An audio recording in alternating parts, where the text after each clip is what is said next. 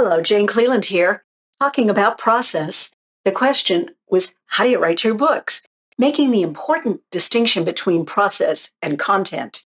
In this YouTube shorty, I want to talk about how I avoid losing track of things. I have three ideas: plot threads, triple X, and never get up. Plot threads refers to a tool I use, a technique I developed to not lose track of ongoing plot threads. That's why I call it plot threads. The end of the manuscript, so it's all in one manuscript, I title it plot threads, and then it's just a numbered list. So if, say, somebody says, I need to check into XYZ, well, I'll go ahead and write, number one, so-and-so said they needed to check out XYZ. And I'll be sure to use a word or two that is exactly what I used in the manuscript so I can search for it and find it easily. Periodically, I'll go through the list.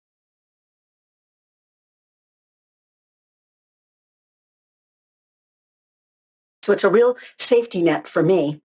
When I address it, when the research on XYZ is completed and written about, I'll delete that from the plot thread.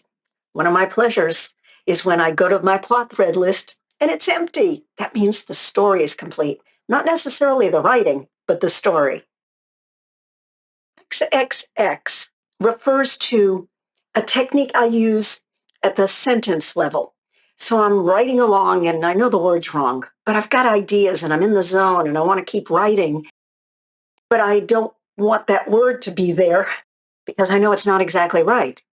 Or maybe it's a duplicate word. I just know I'm using it too often. And maybe it's a convoluted sentence. There's something about it that's not right.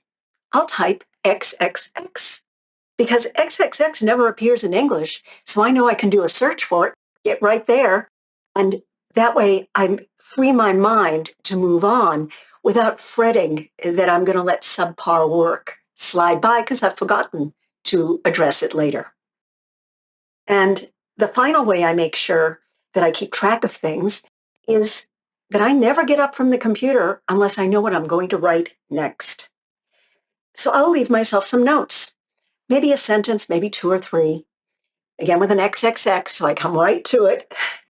And it helps me be able to put it out of my mind without putting that pressure on myself of you have to remember what you're going to say next. I actually met someone who said she left off in the middle of a sentence.